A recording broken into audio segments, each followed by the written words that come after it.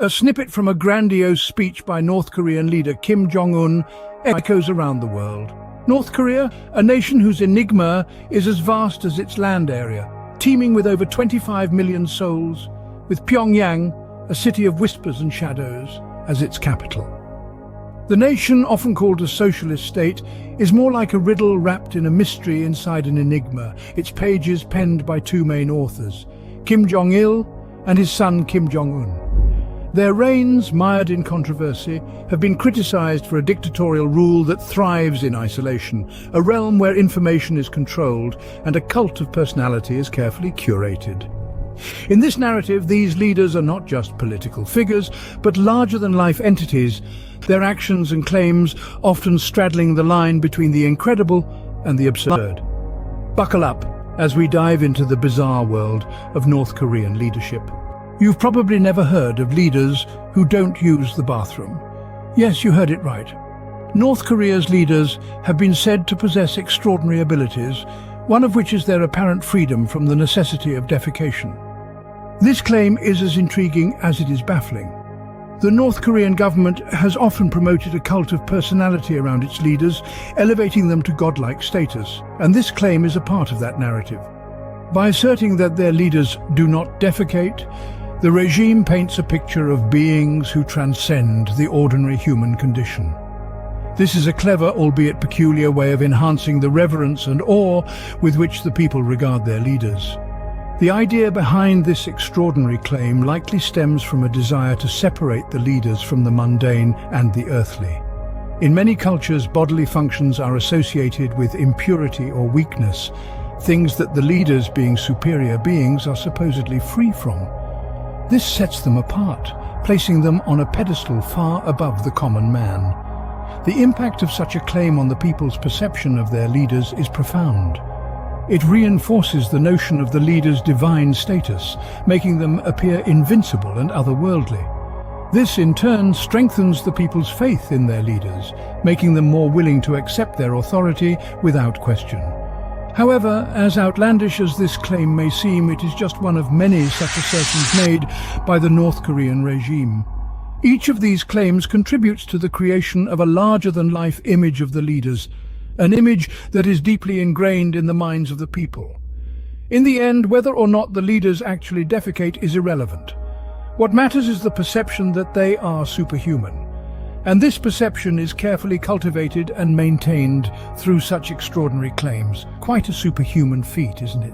Imagine a drug that cures everything but no one knows what's in it.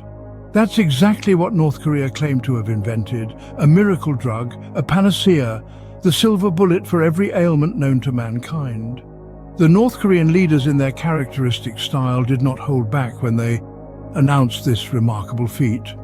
The miracle drug, as they called it, was touted as a cure-all. From common colds to life-threatening diseases like cancer and AIDS, no ailment was too big or too small for this marvel of modern medicine. But here's the kicker: no one outside of North Korea has any idea what this drug is made of. The North Korean government has been notoriously secretive about the ingredients of this supposed wonder drug. They've made bold claims about its efficacy, but have remained tight-lipped about the science behind it. This has, understandably, led to a wave of skepticism across the international medical community. Doctors, researchers, and medical experts around the globe have raised eyebrows, questioning the authenticity of such a claim. And why wouldn't they? In the world of medicine, claims need to be backed by evidence. Clinical trials, peer reviews, and rigorous testing are the norm, but when it comes to this miracle drug, the world has been left in the dark. No data, no trials, no scientific backing, just a claim so outrageous that it's hard to believe. Yet, in North Korea, the narrative is different. The miracle drug is celebrated as a symbol of the nation's scientific prowess. It's presented as proof of the country's superiority, a testament to the genius of their leaders.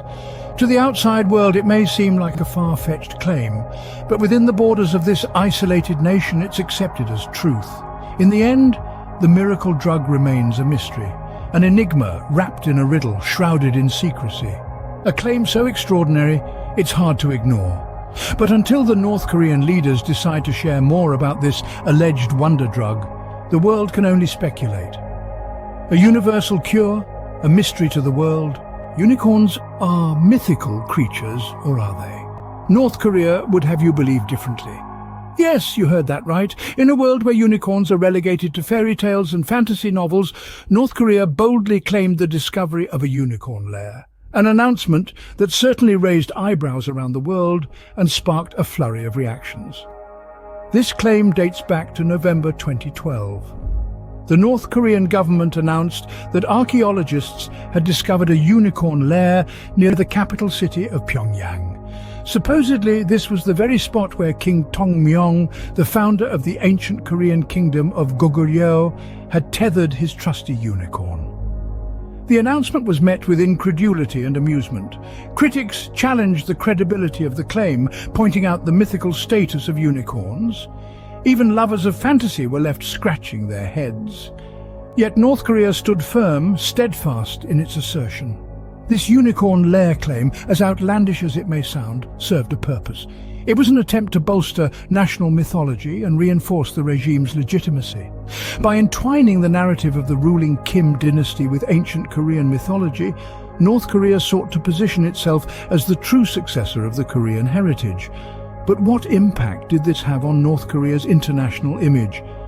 It's safe to say the claim was met with skepticism and, in some corners, outright derision.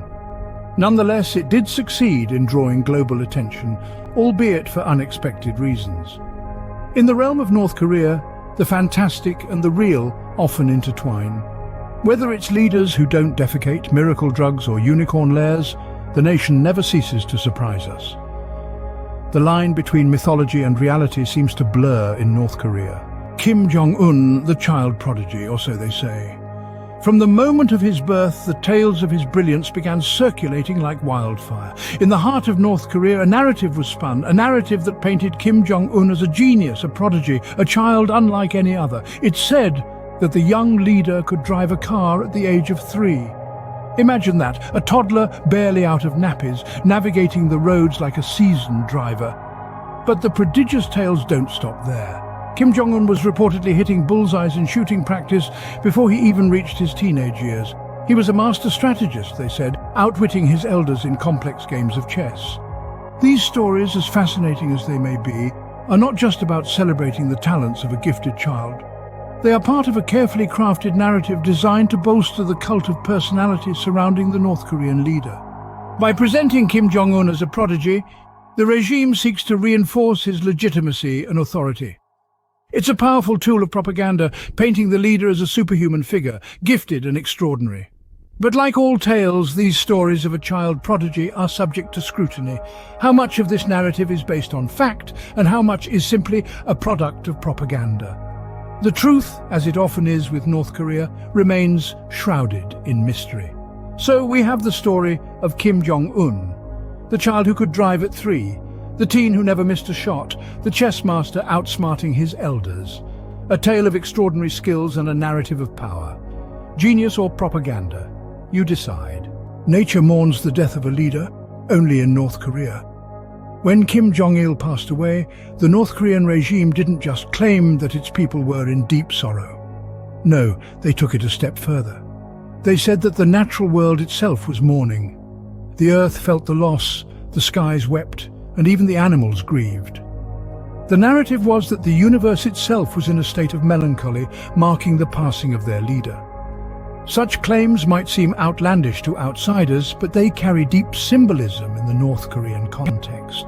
They reinforce the cult of personality surrounding the leaders, painting them as entities so significant that even the natural world can't remain indifferent to their passing. It's a testament to the lengths the North Korean regime will go to maintain the power and reverence of their leaders. The leaders of North Korea, revered by nature and man alike. Thank you so much for being a part of this video. We really appreciate your support. If you haven't already, please take a moment to subscribe to Tales of the Unexpected to stay updated with our latest content. And don't forget to hit that thumbs up button if you enjoyed this video, and leave us a comment below with your thoughts or any stories you'd like to share. Your feedback means the world to us. As a special treat for you, we've got 2 more exciting videos queued up for your entertainment. Simply click on the links below to dive right into more captivating stories and unexpected twists.